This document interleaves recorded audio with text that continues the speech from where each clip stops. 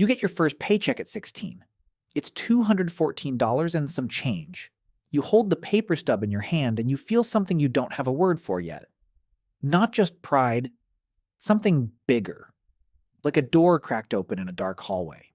Your mother sees it on the kitchen counter and says, "Don't spend it all at once." She doesn't say save it. She doesn't say invest it. She says, "Don't spend it all at once," which is a completely different thing. You spend it in 4 days. New shoes, food for the house, $20 to your cousin who said he'd pay you back. He won't. You don't think anything of it. That's just what you do with money. You use it before it disappears because in your experience, it always disappears. You just didn't know yet that the thing making it disappear was you. This is not a story about being poor. This is a story about what being poor does to your brain and how it stays there long after the money is gone. The psychologists have a name for it: scarcity mindset. But the name makes it sound like a personality quirk, like something you can fix with a podcast and a budget spreadsheet. It isn't. It's a full operating system, installed early, reinforced daily, and almost completely invisible to the person running it. Here's how it gets built. You grow up in a house where money is an emergency, not a tool, not a resource, an emergency. When it shows up, you react to it. When it disappears, you react to that too. You never plan around it because planning requires believing the future will behave like you expect, and nothing in your life has ever behaved like you expected. The heat gets cut off in January. The car breaks down the same week your mother's check is short. You learn without anyone teaching you that stability is a lie other people tell themselves, that the floor can always fall out, that the only money that's real is the money in your hand right now, today, this second. Your nervous system learns this faster than your mind does, and your nervous system does not forget. You're 23 now. You got a better job. Not great, but better. $12 an hour, full-time, benefits you don't fully understand but technically have. You're bringing home more than your mother ever did at your age. You know this. It's a fact you hold on to. And then the month happens. Not a disaster. Not one big thing. The month just happens. Dinner out 3 times because you were tired. A jacket you didn't need, but the sale felt urgent. $60 to your cousin again. Different cousin. Same story. A concert you half enjoyed. An app you forgot to cancel. A Sunday where you just didn't feel like thinking about it. You check your account on the 30th. $41 until Friday. You sit with that number. It's familiar in a way that almost feels like comfort. This is the terrain you know. $41 and 4 days. Your brain doesn't panic. Your brain gets calm, clear, focused. You know how to live here. You've always known how to live here.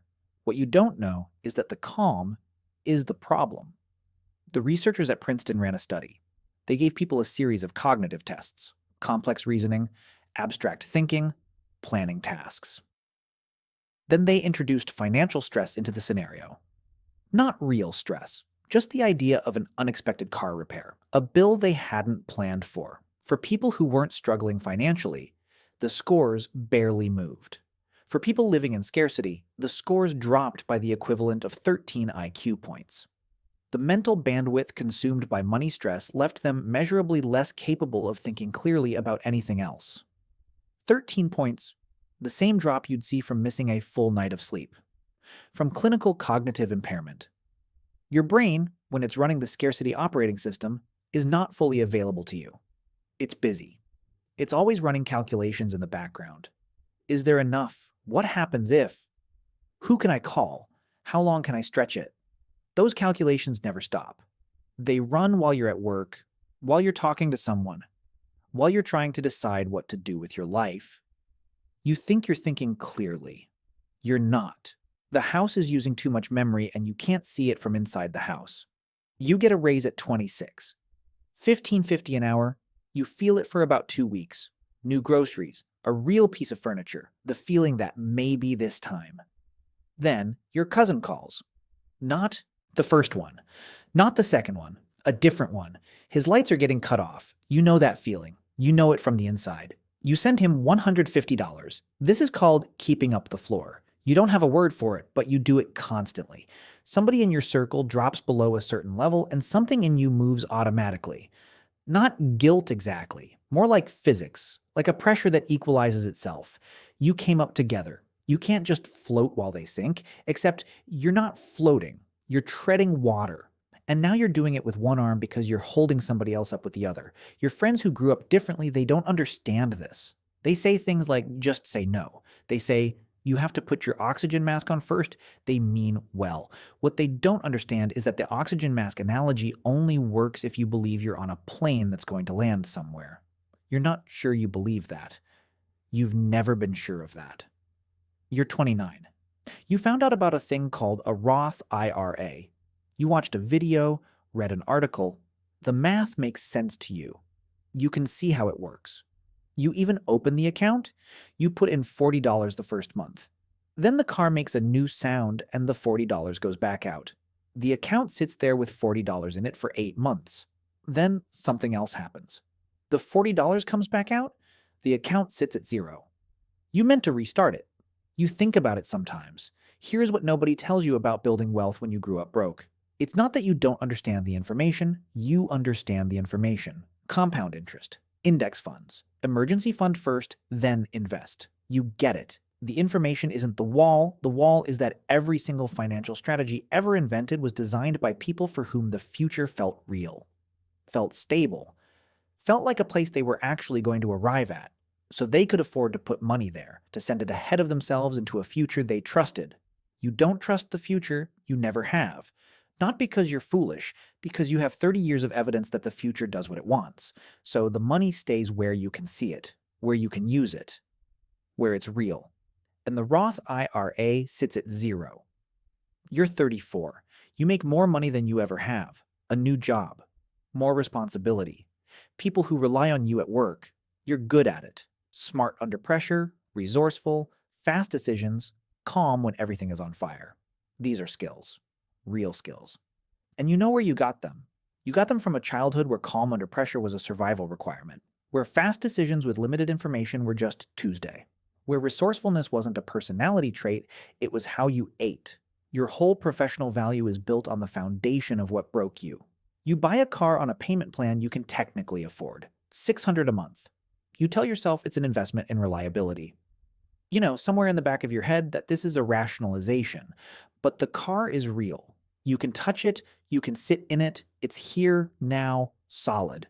The alternative was a sensible used car with money left over for the account that still sits at 0.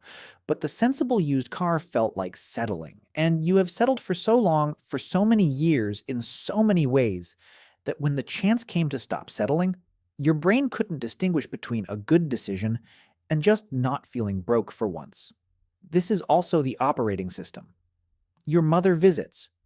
She sits in your apartment, and she looks around, and she nods, and she says, "You did good." You can hear the pride in it, real pride, and you feel it land. You did do good. The apartment is nicer than anything she ever had. You have things she never had. You are further than she got, but you're 34, and the account is at 0, and the car payment is $600. And somewhere in the city right now, there are people your age, people who grew up in houses where the heat stayed on, where the floor never fell out, where money was a tool and not an emergency. Those people are 15 years into building something that is quietly compounding in the background while they sleep. You are not 15 years into building anything. You are still, in the most important ways, spending the paycheck in 4 days. The shoes are more expensive now. The cousin asks for more. The emergencies are larger, but the motion is the same. And the worst part, the part that sits at the bottom of all of it, cold and still.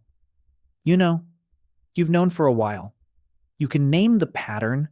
You can see the operating system. You've read the articles, watched the videos, talked to your friend who got out, nodded along to all of it. Understanding it didn't change it. Because the operating system doesn't live in your understanding. It lives in your nervous system, in the part of you that formed before you had language for it, in the child who learned before he could read that money leaves, that floors fall, that the only thing real is what's in your hand right now. You sit in the car, the one with the $600 payment. You sit there for a minute after you park. You did good. That's what she said. You turn off the engine. You go inside.